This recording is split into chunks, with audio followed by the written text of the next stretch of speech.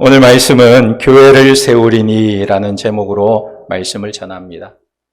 한 젊은이가 프랑스 남부의 프로방스 지역을 여행하던 중에 아주 오래된 마을을 도착하게 됩니다. 이 마을은 사람들에게 잘 알려져 있지 않는 황무지 같은 마을이었습니다. 몇 안 되는 마을 사람들조차 그곳에서 살기가 너무 힘들어서 점점 떠나려고 하는 마음을 가지고 살고 있었습니다.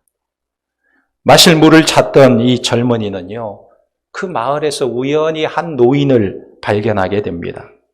이 노인은 양을 치는 노인이었습니다. 그런데 이 노인은 아내와 아들을 다 잃고 홀로 그 마을에 살면서 그 황량한 산에 도토리를 심고 있었던 것입니다. 자기 땅도 아닌 곳에 도토리를 심었는데 3년 동안 매일 100개씩 10만 개의 도토리를 심고 있었던 것입니다. 그 모습을 본 이 젊은이는 참 신기하다 생각을 하고 그곳을 떠나게 되었는데 1차 세계대전이 일어나면서 이 젊은이가 전쟁에 뛰어들었습니다. 5년간 생사를 오가는 전쟁을 겪고 살아서 돌아온 이 젊은이가 문득 맑은 공기를 마시고 싶다, 그런 생각이 들었어요. 그러자 그때 그 황량한 산에서 도토리를 심고 있던 노인이 생각난 것입니다. 그곳은 어떻게 되었을까? 그래서 그를 다시 찾아갔습니다. 그런데 이 젊은이가 마을에 도착하자마자 눈앞에 펼쳐진 광경은 놀랄 만한 광경이었습니다. 그 삭막하고 황무지였던 마을이 어느새 울창한 숲으로 변해 있었고 아름드리 나무가 끝도 없이 줄지어 서 있었던 것입니다. 메말랐던 연못은요, 찰랑거리며 물이 흐르고 있었습니다. 몇 안 되던 마을 사람들은 서너 배로 늘어나서 사람 소리가 웅성웅성 나고 있었어요. 사람들마다 어느새 얼굴에 희망이 서려 있었던 것입니다. 그 후로 몇 년 뒤에 이 젊은이가 다시 그 마을을 찾았을 때 마을 주민들이 무려 1만 명이나 늘어나게 된 거예요. 살기 힘들어서 떠나던 마을이 사람들이 살고 싶어하는 마을로 바뀌게 된 것입니다. 어떻게 이런 일이 일어났을까? 어떻게 이런 일이 가능할까? 그 이유는요, 그 한 사람 양치기 노인 때문에 그런 일이 일어난 것입니다. 이 양치기 노인은 사명을 가지고 매일 100개의 도토리를 심기 시작했어요. 그 황량한 마을에 매일 도토리를 심으면서 어느 순간에 3년이 지나고 5년이 지나고 또 몇 년이 흐르고 나니까 이 마을이 숲으로 아름다워지는 마을로 변화된 것입니다. 한 사람의 사명이 그 황폐한 땅을 수많은 사람들이 살 수 있는 터전으로 바꾼 거예요. 사람들이 살고 싶어하는, 찾고 싶어하는 그런 터전으로 바꾸어 놓은 것입니다. 그 양치기 노인이 누구냐 하면 바로 엘제아르 부피에라는 실제 인물인 것입니다. 아무도 살고 싶어 하지 아니하고 떠나가고 싶은 그 황량한 마을에, 아무도 알아주지 않는 그곳에 매일 100개씩 도토리를 심으면서 수년이 지난 후에는 사람들이 찾아오고 살고 싶어하는 마을로 바뀌게 된 것입니다. 그에게는 한 가지 사명이 있었습니다. 나는 하루에 100개의 도토리를 이 황량한 땅에 심으리라. 이 사명을 마음으로 품고 행동으로 옮겨서 하루하루 100개의 도토리를 심다 보니 어느새 수많은 나무들이 자라는 숲이 우거진 마을이 된 것입니다. 사람들이 찾아오고 싶은 마을이 된 거예요. 우리 하나님께서 세상을 사랑하셔서 그 아들 예수 그리스도를 이 땅에 보내주셨습니다. 그렇다면 예수님께서 이 땅에 오신 목적이 무엇일까요? 예수님께서 이 땅에 오신 목적은 크게 두 가지입니다. 첫째는 영혼 구원을 위해서 오셨어요. 누가복음 19장 10절에 인자가 온 것은 잃어버린 자를 찾아 구원하려 함이니라 그랬습니다. 우리 예수님은 하나님의 아들이세요.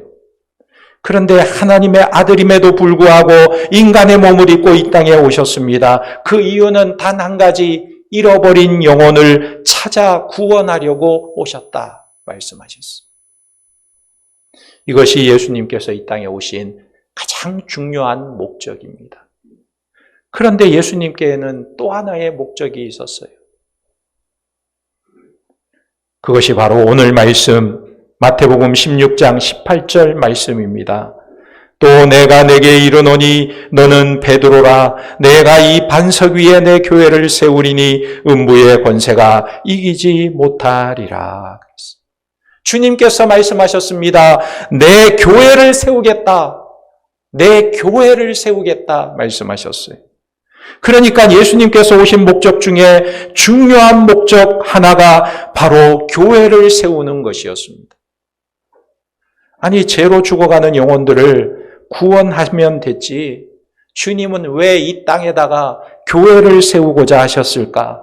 그 이유가 무엇일까? 중국에 선교사로 떠났던 허디슨 테일러 선교사가 있었습니다. 그가 22살의 젊은 나이에 선교의 꿈을 가지고 중국 상해로 떠납니다. 중국 상해로 가서 거처를 정하고 순회 선교를 하는데 그 넓은 대륙을 10차례 이상 순회하면서 중국 성경 1800권을 반포했어요. 그리고 복음 메시지를 약 200권 이상의 전도 책자를 만들어서 전파하게 되었습니다. 얼마나 많은 수고를 했습니까? 그리고 그가 중국 내륙 깊은 곳에 들어가서 선교하기 위해서 영파라는 곳에 본부를 정하고 선교하는 중에 이 선교사님이 그만 병에 걸렸어요. 결핵에 걸린 것입니다. 그래서 더 이상 사역을 하지 못하고 급히 사역을 마무리하고 영국으로 돌아와서 시간을 보내면서 그동안 하지 못했던 의학 공부를 하면서 의사 자격증을 따게 됩니다. 그는 2기 사역을 시작하기 전에 자기의 1기 사역을 뒤돌아보기 시작했습니다. 내가 반성하고 보충해야 할 것이 무엇인가를 곰곰이 생각하는 시간을 가졌습니다. 그리고는 두 가지 결론에 도달했어요.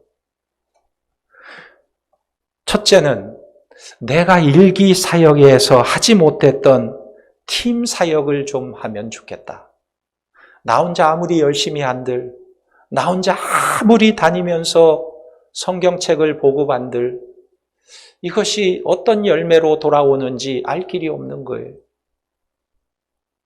그동안은 자기 혼자 열심히 다 했지만 이제는 팀을 이루어서 사역을 해야겠구나 생각을 했습니다. 그리고 두 번째는 복음을 계속해서 전했지만 교회를 세우지 못했구나, 이런 아쉬움이 있었습니다. 복음을 전했어요. 복음을 받아들이는 자들이 있었어요. 그들에게 교회를 세웠어야 되는데 교회를 세우지 못함에 대한 후회가 밀려왔습니다. 그래서 2기 사역에는 교회를 개척해야 되겠구나, 복음을 받아들인 사람들을 통해서 교회를 세워야겠구나, 이런 결심을 하게 되었습니다. 그래서 34살에 2기 사역을 위해서 중국으로 떠납니다. 그때에 선교회를 조직하고 16명의 사역자와 함께 중국에 가게 되는데 가는 곳마다 복음을 전하고 그 복음을 받아들인 사람들과 함께 교회를 세우기 시작했어요. 그리고 교회가 세워지면 함께 갔던 16명의 사역자들을 통해서 그 세워진 교회를 돌보는 일을 시작했습니다. 그랬더니요, 놀라운 역사가 일어난 것입니다. 전도받은 사람들이 교회를 통해서 그 열매가 잘 보존되더라는 거예요. 그리고 교회가 세워짐으로 인해서 그 지역에 선한 영향력을 끼치는 열매를 거두게 되더라는 것입니다. 이때 허디슨 테일러는 아주 중요한 사실을 깨닫게 됩니다. 복음이 너무나 소중하지만 복음 못지않게 소중한 것이 바로 교회로구나. 교회라는 것을 깨닫게 되었습니다. 그렇다면 오늘 이 시대에도 교회는 우리에게 있어서 소망이고 가장 중요한 공동체임을 기억하시기 바랍니다. 하나님께서 우리에게 교회를 주신 것은 놀라운 선물이 아닐 수가 없는 거예요. 우리 주님께서 이 땅에 교회를 세우신 목적이 무엇입니까? 교회를 세우신 이유가 무엇일까요? 예수님께서 십자가에 죽으시고 부활하시고 승천하시기 전에 이 지상에 교회를 세우신 목적이 무엇입니까? 교회는요, 음부의 권세를 이기는 공동체이기 때문에 교회를 세운 거예요. 오늘 말씀 18절에 보면 또 내가 내게 이르노니 너는 베드로라 내가 이 반석 위에 내 교회를 세우리니 음부의 권세가 이기지 못하리라. 할렐루야. 음부라는 말은 히라보로 하데스인데 보이지 않는 곳, 어두운 곳, 죽음의 장소를 음부라고 말합니다. 그런데 주님께서 내 교회를 세우겠다 말씀하시면서 이 음부를 언급하셨어요. 왜 음부를 언급하셨을까? 여러분, 이 음부가 어둠의 장소라고 한다면 교회는 어떤 곳일 것 같습니까? 교회도 어두운 곳인가요? 교회는 빛의 장소라는 거예요. 세상이 음부, 어둠의 장소라고 한다면 교회는 빛의 장소라는 거예요. 음부의 권세를 가진 자는 바로 사탄입니다. 사탄의 사명은 세상을 어둡게 만드는 거예요. 그리고 생명을 파괴하는 것입니다. 그러나 교회는 이 어두운 세상에 빛을 비추고 생명을 심는 일을 하는 거예요. 생명을 살리는 일을 하는 것입니다. 요한복음 8장 12절에 주님께서 이렇게 말씀하셨어요. 예수께서 또 말씀하여 이르시되 나는 세상의 빛이니 나를 따르는 자는 어둠에 다니지 아니하고 생명의 빛을 얻으리라. 할렐루야. 그리고 또 요한복음 10장 10절에 이렇게 말했습니다. 내가 온 것은 양으로 생명을 얻게 하고 더 풍성히 얻게 하려는 것이라. 여러분, 세상은요, 결국은 죽음을 향해 달려가요. 세상은요, 결국 어둠이에요. 미래가 어떻게 되는지 잘 몰라. 죽음을 향해 달려가는 것입니다. 그러나 우리 주님께서는 내가 온 것은 양으로 생명을 얻고 풍성한 삶을 얻게 하려 함이라. 우리에게 생명을 주시기 위해서 오신 것입니다. 그러니까 이 교회는요, 세상에 빛을 비추는 곳이에요. 어두운 세상에 빛을 비추는 것입니다. 빛을 비추기 때문에 음부의 권세가 이기지 못하는 곳이에요. 여러분 한번 생각해 보세요. 아무리 칠흑 같은 어둠이 있어도 성냥 하나 쫙 그으면 어떻게 됩니까? 어두움은 금방 물러가고 환해지잖아요. 밝아지는 거예요. 아무리 작은 촛불이라도 불을 켜는 순간 어두움은 물러가는 거예요. 어두움은 물러갈 수밖에 없어요. 아무리 강하고 짙은 어둠이 드리워졌다 해도 불을 켜는 순간 촛불 하나에도 어두움은 물러가게 되는 것이죠. 그러니까 이 어둠의 특징은 빛을 아주 싫어하는 것입니다. 역사적으로 보면 어둠의 세력들은 언제나 기독교를 핍박하고 말살하려고 했어요. 로마 시대에 네로 왕자가 기독교를 말살하려고 했습니다. 우리가 커바디스 영화를 보면 로마의 대화재 사건이 일어났을 때 네로 황제가 어떤 흉계를 꾸밉니까? 야, 저 불을 기독교인들이 냈다. 기독교인들이 불질렀다. 예수 믿는 사람들이 불을 냈다. 이렇게 거짓 소문을 퍼뜨리면서 기독교인들을 박해하기 시작했습니다. 또 일제시대에는 어떠했습니까? 신사참배를 강요하면서 기독교인들을 핍박하고 교회를 말살하려고 했어요. 6.25 전쟁 때에는 어떠했습니까? 공산주의자들이 제일 먼저 교회를 불태우기 시작했어요. 교회를 먼저 없애려고 했습니다. 왜 교회를 없애려고 했을까? 왜 교회를 먼저 불태워버렸을까? 그 이유가 있습니다.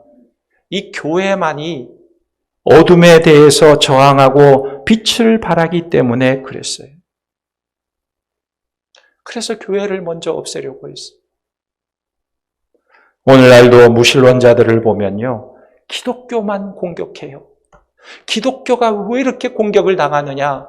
기독교만 좀 없었으면 좋겠다는 거예요. 왜? 자꾸 진리를 드러내기 때문에. 어두움이 빛을 너무 싫어하는 거예요. 빛이 너무 싫은 거예요. 무신론자들이 기독교를 공격하는 것을 보게 됩니다.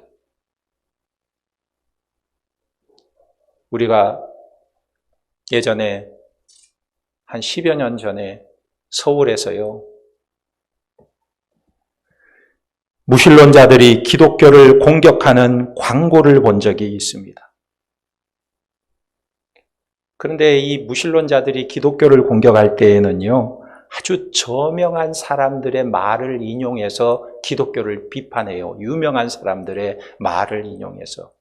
어떤 광고가 떴냐면 이런 광고가 있었습니다. 반기독교 단체가 서울 시내버스에다가 광고를 실었는데 어떤 내용이냐면, 나는 자신의 창조물을 심판하는 신을 상상할 수 없다. 예. 누구의 말이냐면 알베르트 아인슈타인의 말이에요. 아인슈타인, 유명한 과학자가 말했어요. 나는 자신이 창조한 창조물을 심판하는 신을 상상할 수 없다. 이 말은 무슨 말입니까? 신은 없다는 거예요. 기독교는 허구라는 것입니다. 이렇게 아인슈타인이 주장한 것을 옳거니 이거를 버스에다가 붙여서 서울 시내 시민들이 다 보게 광고를 하면 효과가 있겠구나 하고 광고를 붙이고 다녔어요. 그런데 저들은요, 아인슈타인이 말한 이 말을 인용해서 기독교를 공격하려고 했지만 나중에 이 아인슈타인이 어떻게 변하게 되었는지에 대해서는 입을 콱 다물어 버리는 거예요. 아서 코크레인이라는 사람이 쓴 히틀러 치하의 교회의 고백이라는 책이 있습니다. 이 책에 보면요, 나는 자기의 창조물을 심판하는 신을 이해할 수 없다라고 말했던 이 아인슈타인이 나중에 어떻게 변화되었는지를 이야기해 주고 있어요. 아인슈타인의 고백이 이 책 속에 담겨져 있는데 이런 고백을 했습니다. 나는 히틀러의 나치 혁명이 일어났을 때 자유의 헌신을 가르치던 대학들이 즉각적으로 침묵을 지키는 것을 지켜보았다. 나는 이제 자유를 지지하는 수많은 논설을 써온 신문에 기대하고 그들의 목소리에 귀를 기울였다. 그러나 그들도 단 몇 주 만에 나치의 기세에 눌려 입을 닫고 말았다. 그런데 오직 진리를 억압하려는 히틀러의 선전에 맞서 예수 그리스도의 교회만이 굳건하게 서 있었다. 나는 그때까지 교회에 어떤 것도 관심을 갖지 않았지만 그때 나는 지적이고 도덕적인 자유를 위해, 인간의 진정한 자유를 위해 나치와 맞선 교회에 대해 엄청난 애정과 감탄을 느끼고 있다. 한때 내가 경멸했던 교회를 이제 주저없이 칭찬하고자 한다. 아인슈타인의 관점이 바뀐 거예요. 교회를 바라보던 그의 시각이 바뀐 거예요. 세상은 다 어둠 속에 침묵하는데 교회만이 그 어둠 속에 진리의 빛을 드러내고 있더라는 거예요. 오직 교회만이 진리의 빛을 드러내고 있더라는 거예요. 여러분, 이 한 사람의 관점이 바뀌는 것이 놀라운 변화가 아닙니까? 그러므로 이 교회는요, 세상의 희망이고 소망인 줄 믿으시기 바랍니다. 우리 중앙교회가 그런 교회가 되기를 주님의 이름으로 축원합니다. 비록 교회가 연약하고 부족하고 때로는 실수하고 흔들리고 넘어질 때가 있어도 그럼에도 불구하고 교회는 이 세상의 마지막 보루이고 교회는 세상의 소망인 줄 믿으시기 바랍니다. 음부의 권세가 결코 교회를 이길 수가 없는 거예요. 그리고 주님께서 교회를 세우신 또 하나의 이유가 있습니다. 그것은 교회는 천국 열쇠를 맡은 공동체이기 때문에 그래요. 여러분, 우리는 교회를 통해서 구원의 완성을 이루어가는 것입니다. 구원은 교회를 통해서 이루어지는 거예요. 오늘 말씀이 그것을 증언하고 있는데 19절에 보면 내가 천국 열쇠를 내게 주리니 내가 땅에서 무엇이든지 매면 하늘에서도 매일 것이요 내가 땅에서 무엇이든지 풀면 하늘에서도 풀리리라 하시고, 천국 열쇠를 내게 준다는 말이 무엇입니까? 이것을 놓고 가톨릭에서는 이것은 베드로의 수의권이다 이렇게 말하고 있습니다. 수의권이 뭐냐면 머리라는 거예요. 머리. 베드로가 교회의 머리라는 것입니다. 베드로가 교회의 머리이고 반석이기 때문에 주님께서 베드로에게 천국 열쇠를 주셨다는 거예요. 그래서 베드로가 문을 열면 열리고 베드로가 문을 닫으면 닫히고 베드로에게 열쇠를 주셨기 때문에 베드로가 키라는 거예요. 그러나 우리 개신교회는 말씀을 그렇게 보지 않습니다. 그렇게 해석될 수가 없어요. 천국 열쇠는 베드로가 여는 것이 아니라 그의 고백과 같이 믿음의 고백을 하는 자에게 천국 문이 열린다는 것을 말씀하고 있는 것입니다. 할렐루야. 믿음의 고백을 하는 자에게 열리는 거예요. 그의 고백과 같이. 무슨 고백을 했습니까? 16절에 보면 시몬 베드로가 대답하여 이르되 주는 그리스도시요 살아계신 하나님의 아들이시니이다.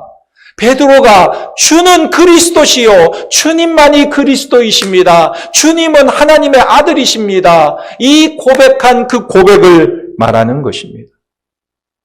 그래서 주님께서 베드로의 이 고백을 들으시고 너무 기뻐하시면서 베드로에게 하신 말씀이 뭡니까? 17절에 바요나 시모나 내가 복이 있도다. 이를 내게 알게 한 이는 혈육이 아니요 하늘에 계신 내 아버지시니라. 할렐루야. 그래서 주님께서 말씀하시기를 베드로에게 너는 베드로라 내가 이 반석 위에 내 교회를 세우리라 그랬어요. 너의 믿음의 고백 위에 교회를 세우겠다. 너의 믿음의 고백 위에. 그러므로 교회는 이 베드로라는 한 사람 그 개인 위에 세워진 것이 아니라 그가 고백한 신앙 고백 위에 교회가 세워졌다 말씀하고 있습니다. 그러므로 교회의 최고의 자산이 뭘까요? 그것은 바로 복음이에요. 복음. 교회가 아무리 크고 교인들이 수천 명, 수만 명 된다 해도 복음이 없는 교회는 교회가 아니에요. 교회의 최고의 자산은 복음인 것입니다. 여러분들은 복음을 소유한 자입니까? 복음을 가졌습니까? 복음을 믿습니까? 예. 중요한 거예요. 그리고 이 복음을 듣고 믿고 믿음으로 고백하는 그 고백 위에 교회가 세워지는 거예요. 사도행전 4장 12절에 보면 다른 이로서는 구원을 받을 수 없나니 천하 사람 중에 구원받을 만한 다른 이름을 우리에게 주신 일이 없음이라 하였더라. 오직 예수님만이 생명이고 예수님만이 구원이시라는 거예요. 그러므로 사람마다 복음을 듣고 복음을 믿고 복음을 고백할 때 천국 문이 열리는 것입니다. 베드로가 고백했던 그 믿음의 고백을 할 때 하늘 문이 열리는 거예요. 그런 믿음의 백성들이 다 되시기를 예수님의 이름으로 축원합니다. 그리고 마지막으로 교회를 세운 이유가 무엇입니까? 그것은 교인들의 성숙을 위해서 교회를 세우신 거예요. 에베소서 2장 20절에 보면 너희는 사도들과 선지자들의 터 위에 세우심을 입은 자라 그리스도 예수께서 친히 모퉁이 돌이 되셨느니라. 그의 안에서 건물마다 서로 연결하여 주 안에서 성전이 되어가고 너희도 성령 안에서 하나님이 거하실 처소가 되기 위하여 그리스도 예수 안에서 함께 지어져 가느니라. 할렐루야. 우리는요, 교회를 통해서 성장하게 되는 겁니다. 교회를 통해서 구원의 완성을 이루어가는 거예요. 요한복음 1장에 보면 예수님께서 베드로를 부르시면서 이렇게 말씀합니다. 요한복음 1장 42절에 데리고 예수께 오니 예수께서 보시고 이르시되 내가 요한의 아들 시몬이니 장차 게바라 하리라 하시니라. 게바는 번역하면 베드로라. 무슨 말입니까? 여기서 중요한 단어가 장차라는 단어예요. 장차. 지금은 시몬이지만 장차 너는 게바가 될 것이다 그랬어요. 여러분, 게바가 뭡니까? 게바는 아람어로 게바, 또 베드로는 히라보로 베드로, 이런 말이에요. 그런데 게바나 베드로나 같은 뜻이 있어요. 무슨 뜻이냐면 반석이다 말하는 거예요. 너 시몬아, 지금은 시몬이지만 너는 앞으로 반석이 될 것이다. 주님께서 말씀하고 있는 것입니다. 지금은 실패하고 흔들리고 연약해질 수 있는 사람이지만 그럼에도 불구하고 앞으로 너는 게바가 되리라, 베드로가 되리라, 반석이 되리라 주님께서 말씀하고 있는 거예요. 이것은 시몬이라는 한 연약한 사람이 미래에는 어떻게 변화될 것인가를 우리 주님께서 잘 보여주고 있는 말씀인 것입니다. 그래서 오늘 본문에서 18절에 너는 베드로라 내가 이 반석 위에 내 교회를 세우리니 말씀하고 있는 거예요. 베드로의 미래를 보고 장차 될 일들을 주님께서 보시면서 말씀하고 있는 거예요. 너는 장차 게바가 되리라. 그래서요, 주님의 이 말씀대로 사도행전에 보면 베드로가 성령 충만함을 받고 변화가 되었어요. 전에는 예수님 십자가에 못 박히실 때 멀찌감치 떨어져서 두려워서 예수님을 감히 쫓아가지도 못하고 숨어서 예수님 어떻게 되나 지켜보던 이 베드로. 한 여종이 베드로에게 너 예수님과 함께 하던 자가 아니냐 하니까 무슨 소리냐, 나는 저 사람을 알지도 못한다. 내가 저 사람을 알면 내 손에 장을 지진다 할 정도로 아주 부인하던 이 베드로. 이 베드로가 어떻게 변했습니까? 이제는 예수 믿는다는 것을 드러내면 어떤 위협과 어려움을 당할 수도 있는데 당당하게 그가 성령 충만을 받아서 유대인들에게 가서 예수 그리스도를 전하는 거예요. 예수 그리스도를 전하고 예수 그리스도가 구주라고 전할 때 많은 사람들이 그의 전하는 복음의 메시지를 듣고 수천 명이 회개하고 돌아오며 교회가 세워지는 역사가 일어나는 것입니다. 변했죠, 베드로. 오늘 우리도 마찬가지입니다. 오늘 우리는 서로의 모습 속에서 이런 가능성을 보기를 주님의 이름으로 축원합니다. 사람을 볼 때 여러분 자꾸 과거만 보지 마세요. 과거에 뭘 했던 건 내가 알고 있어. 과거에 저 사람 이런 사람이었어. 과거에 저 권사 이런 사람이었어. 과거에 저 집사 이런 사람이었어. 아이고, 이런 사람은요 참 어리석은 사람이에요. 예수님께서 베드로에게 장차 내가 게바가 되리라. 할렐루야.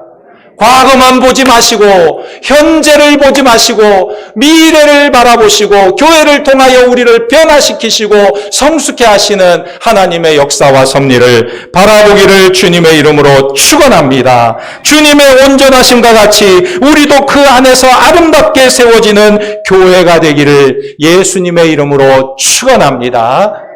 기도하겠습니다. 주님, 은혜와 사랑을 감사합니다. 70여 년 전에 이곳에 교회를 세워주시고 오늘까지 지켜주시고 아름다운 의정부 중앙교회 공동체를 이루게 하시니 감사합니다. 이 어두운 세상에서 음부의 권세를 이기며 복음의 빛을 밝히 비치며 주 예수 그리스도를 나타내는 교회가 되게 하시고 우리가 교회 안에서 하나님의 사람으로 아름답게 지어져 갈 수 있도록 은혜를 베풀어 주시옵소서. 주님 오시는 그날까지 하나님 나라 복음을 전파하며 많은 영혼들을 구원하는 교회가 되도록 은혜를 베풀어 주시옵소서. 감사를 드리며 예수님의 이름으로 기도하옵나이다. 아멘.